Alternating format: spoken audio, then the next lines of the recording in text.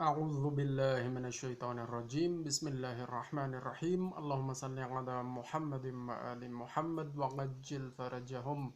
अस्सलामु अलैकुम वरहमतुल्लाहि वबरकातुहू। दोस्तों, थोड़ा सा आज बैक्टीरिया के बारे में बात करते हैं। बैक्टीरिया एक ऐसा जरासीम है जो कि इंसानों में और जानवरों में बीमारियां पैदा कर सकता है। सारे बैक्टीरिया नुकसानदेह नहीं होते, लेकिन कुछ हैं जो नुकसानदेह हैं, जो बीमारियां पैदा करते हैं। जो बीमारियां पैदा करते हैं हम उनको पैथोजेनिक बैक्टीरिया कहते हैं, और जो बीमारियां पैदा नहीं करते उनको हम नॉन पैथोजेनिक बैक्टीरिया कहते हैं।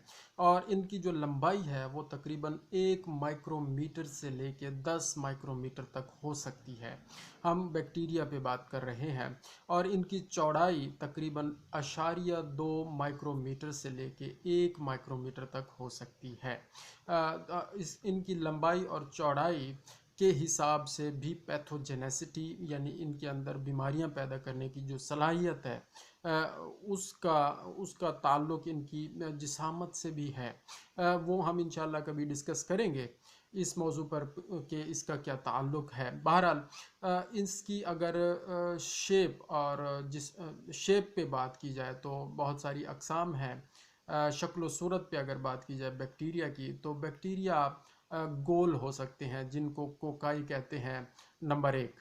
नंबर 2, बैक्टीरिया रॉड शेप्ड हो सकते हैं जिनको बेसिलस कहते हैं। और बैक्टीरिया इन दोनों का मिक्सचर भी हो सकते हैं, यानी बैजवी बैक्टीरिया हो सकते हैं। उनको हम उन बैजवी बैक्टीरिया को कोकोबेसिलाई कहते हैं। हमने पहले बताया बैक्टीरिया गोल हो सकते हैं जिनको कोकाई कहते हैं या कोकस। सिंगल होगा तो कोकस कहेंगे और बहुत सारे होंगे तो कोकाई कहेंगे।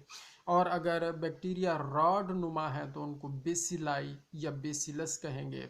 सिंगुलर बेसिलस कहलाएगा, और अगर ज़्यादा होंगे तो बेसिलाई कहलाएंगे। और अगर बेजवी शक्ल के हैं तो कोको बेसिलाई कहलाते हैं। इसी तरह चौथे नंबर पर बैक्टीरिया स्पाइरिला शेप भी होते हैं, स्प्रिंग नुमा भी होते हैं बैक्टीरिया।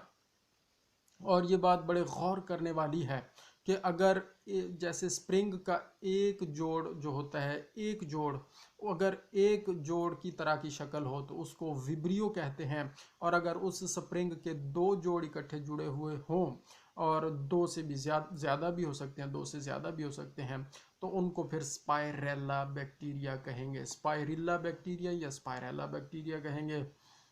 जैसे हमने आपको बताया कि विब्रियो एक स्प्रिंग नुमा होता है। स्प्रिंग की जो एक छोटी सी वो होती है कर्व, उसको हम विब्रियो कहेंगे। और अगर वो कर्व्स 2 या 3 हो तो फिर हम उसको स्पाइरेला कहेंगे।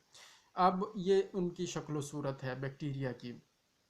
इसके बाद हम आपको बताएं कि इस शक्ल सूरत में भी मुख्तलिफ तरतीब पाई जाती है। मसलन अगर कोकाई या गोल शक्ल के बैक्टीरिया हैं तो उनमें मुख्तलिफ तरतीब पाई जा सकती है। मसलन कोकाई सिंगुलर और अलहदा और अकेले अकेले भी खुर्दबीन के नीचे पड़े हुए नज़र आते हैं। जब हम उनको खुर्दबीन के नीचे देखते हैं, माइक्रोस्कोप के नीचे देखते हैं, तो बैक्टीरिया अगर अलग अलग नज़र आएँ और गोल गोल नज़र आएँ तो हम उनको क्या कहेंगे? हम उनको कहेंगे जी सिंगुलर कोकस, उनको सिर्फ कहा जाएगा, कोकस कहा जाएगा। और यही गोल बैक्टीरिया अगर जोड़ों की शक्ल में पड़े हुए नज़र आएँ तो हम उनको डिप्लोकोकस कह सकते हैं, डिप्लोकोकाई कह सकते हैं। अगर यही गोल बैक्टीरिया जोड़ों की शक्ल में पड़े हुए हों, खुर्दबीन के नीचे नज़र आए, तो हम उनको डिप्लोकोकाई या डिप्लोकोकस कहते हैं। और अगर ये बैक्टीरिया यही गोल बैक्टीरिया जिनको हमने पहले कोकस कहा या कोकाई कहा, यही गोल बैक्टीरिया अगर मुरब्बा की शक्ल में नज़र आए, चार चार की शक्ल में नज़र आए, और तरतीब ऐसी हो कि जैसे मुरब्बा की तरतीब होती है, तो हम फिर उनको कहेंगे स्क्वायर बैक्टीरिया। स्क्वायर बैक्टीरिया या टेट्राड कोकाई बैक्टीरिया उनको कहा जाएगा। और अगर उनकी शक्ल मुस्ततील नुमा हो, कोकाई हैं, गोल हैं, और अगर वो क्यूब की शक्ल में नीचे पड़े हुए नज़र आए तो फिर हम उनको सारसीना कहते हैं। उन बैक्टीरिया को हम सार्सिना कहेंगे।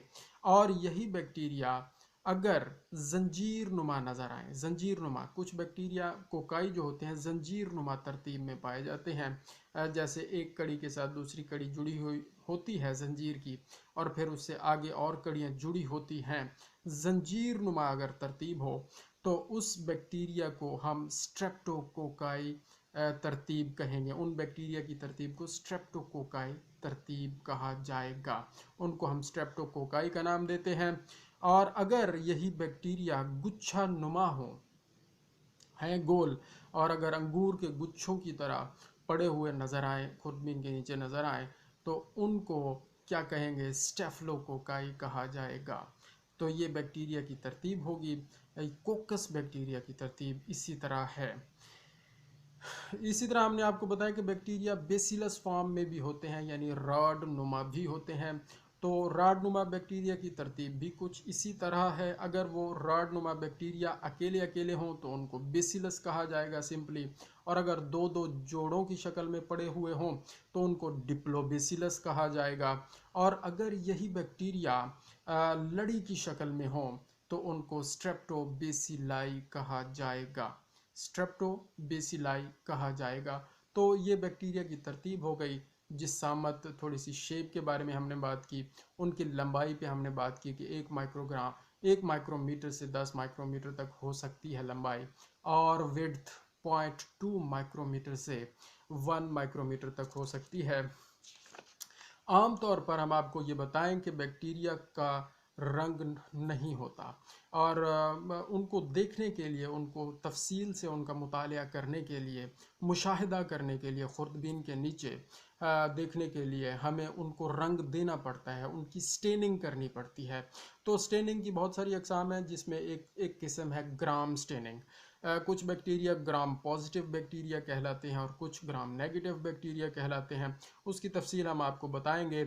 इसी तरह कुछ बैक्टीरिया एसिड फास्ट बैक्टीरिया कहलाते हैं, उनको अलग स्ट्रेन दिया जाता है। और कुछ बैक्टीरिया की जो स्ट्रक्चर्स हैं, जैसे फ्लैजेला है और कैप्सूल है और स्पोर कुछ फार्म करते हैं, कुछ बैक्टीरिया स्पोर फार्मिंग होते हैं, स्पोर बनाते हैं। तो उन स्पोर्स को रंग देने के लिए, उनके कैप्सूल को रंग देने के लिए, उनके फ्लैजेला को रंग देने के लिए जो हम स्टेनिंग करते हैं, तो उस हिसाब से फिर उस स्टेनिंग का नाम रखा जाता है। फ्लैजिलर स्टेनिंग, कैप्सूलर स्टेनिंग या कैप्सूल स्टेनिंग वो कह सकते हैं, स्पोर स्टेनिंग कह सकते हैं। उसके मुख्तलिफ तरीके हैं, हम इंशाल्लाह वक्त मिला तो ज़रूर डिस्कस करेंगे। अल्लाहुम्मा सल्ली अला मुहम्मद व आलि मुहम्मद वअज्जिल फरजहुम।